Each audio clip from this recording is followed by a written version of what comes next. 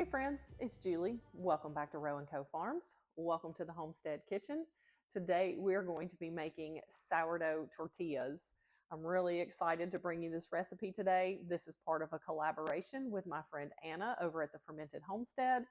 She is bringing lots of great recipes this month. Every single day of the month there is a new sourdough recipe that is being presented for you guys. And they are some wonderful, wonderful recipes and wonderful collaborators. So make sure you check those out. I will leave a playlist for that down below.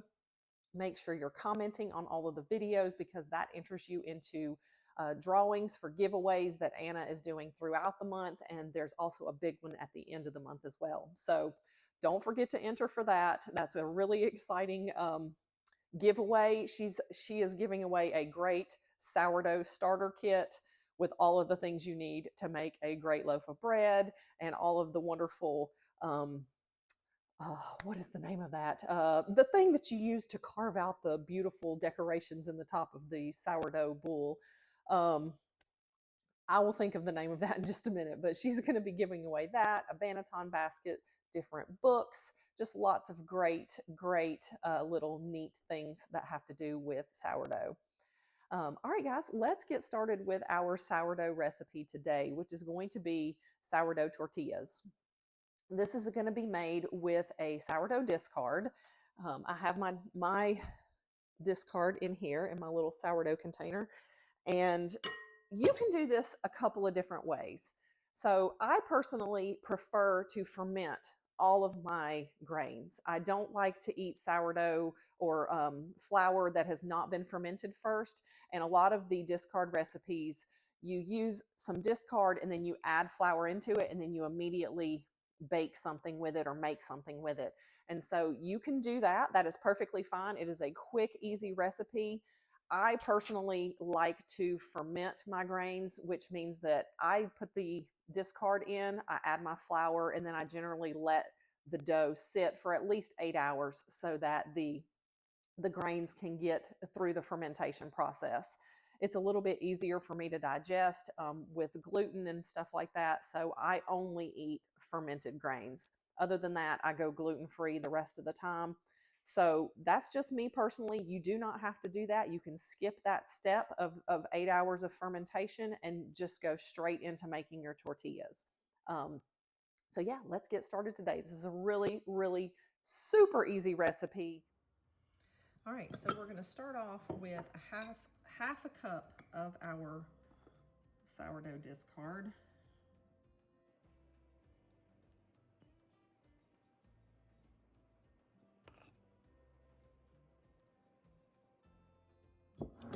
Going to be using a 1/4 cup of oil.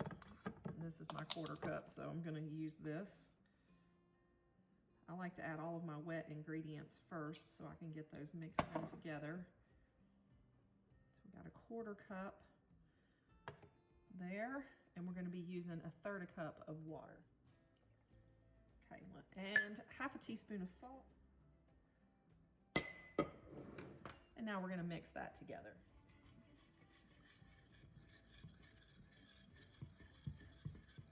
So we need 1 2/3 cups of all-purpose flour.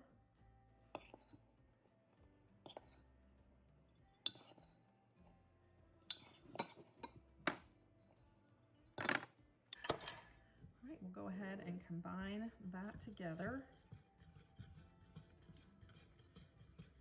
I'm using my Danish dough hook. I'm sorry, I always call it a hook. It's a dough whisk.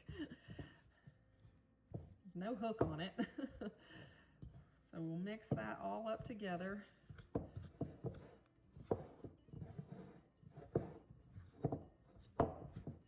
And once it forms into like a decently combined ball, then we'll put it on the counter and just knead it just a little bit, just to make sure everything is really combined together.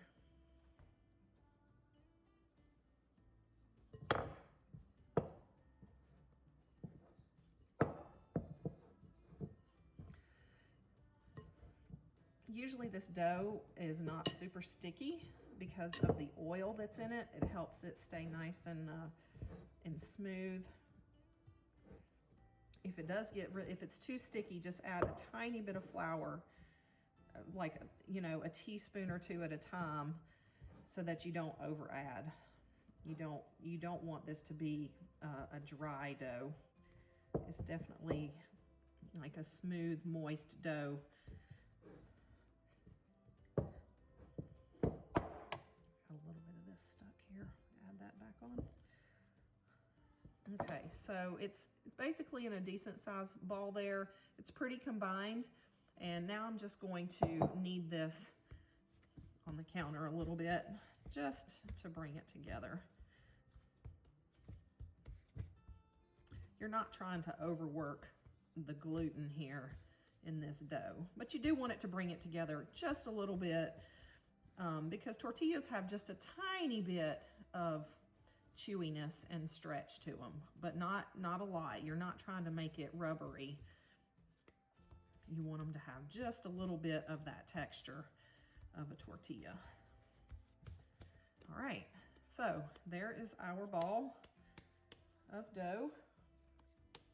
We're gonna put that back into our bowl and just cover it either with a damp tea towel or with a piece of plastic wrap, and just let it sit for about 30 minutes.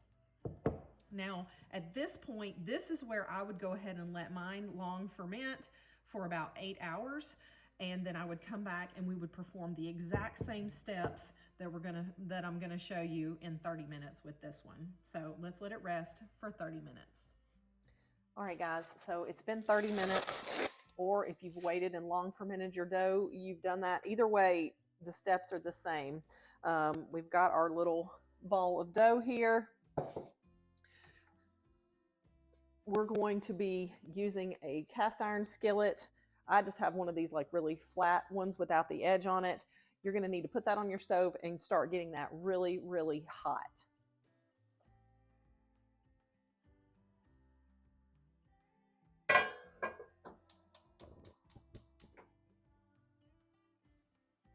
So while this is heating, we'll start making our tortillas here. Okay. So I'm just going to divide this into 8 pieces. Try to get them as even as I can.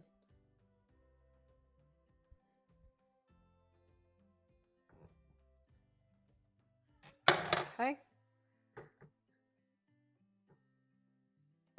And then I'm just going to take these. I'm going to take these and use my rolling pin and just roll those out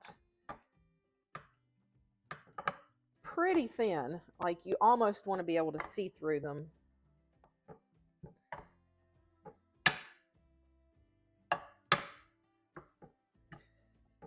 And you can try to get them like as round as you want, but honestly that doesn't matter too much to me. I like when they look kind of, you know, organic.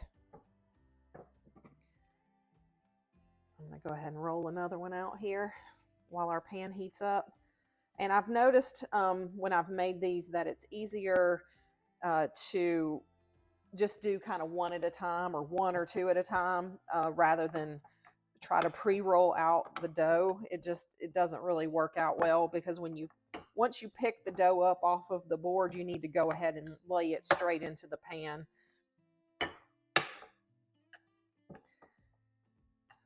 So I also have a tortilla press, and I'm going to try that out too. I haven't really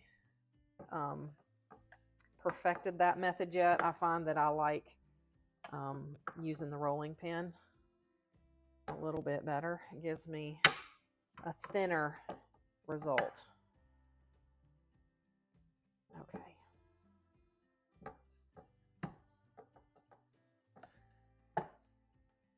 And this is pretty thin because I can actually see the veining underneath here. So I think that's good.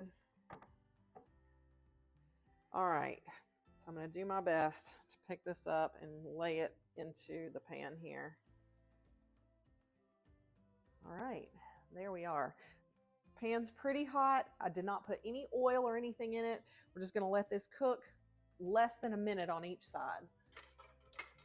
or right at a minute or so on each side. And you'll notice that it starts to kind of bubble up, and you want it to get those nice little brown patches on there.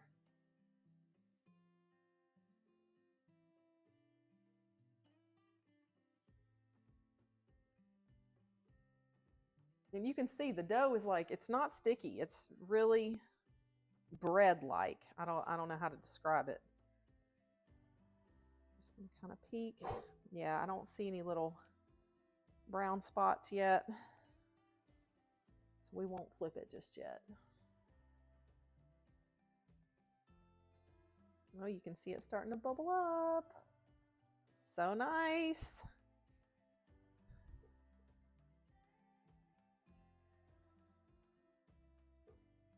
Okay. Yeah, we've got a little bit of browning there. I may flip it over one more time, but yeah, you can definitely see the bubbles happening there. Try to get you guys in a little closer here. Okay, yeah. Looks really good. Oops. Oh yeah, look at that. That is perfect. I'm gonna get a little bit of brown on the other side and we'll take that one off.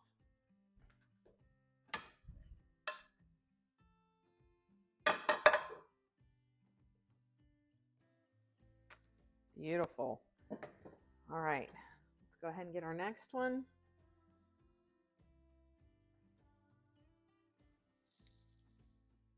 There we go. And I'm going to start rolling out our next one over here.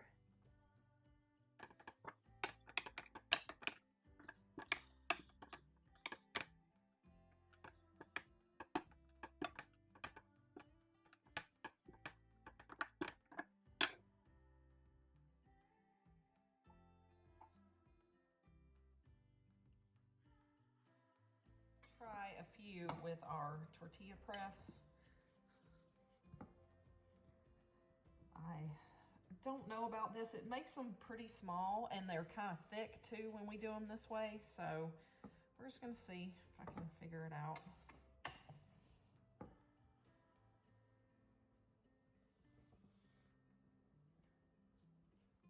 Okay.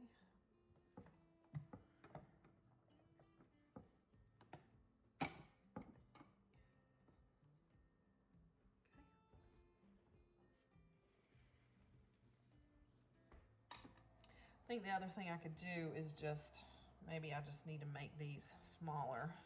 Let's try that. A smaller piece of dough.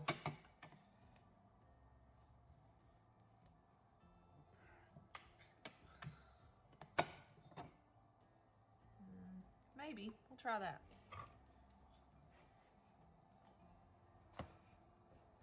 Let's see here.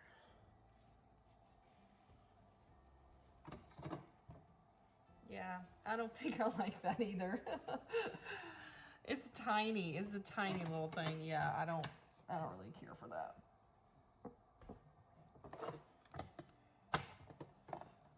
Yeah, they're just really, really small. Yeah, see how small these are? And they're pretty thick. I'm not a big fan of that.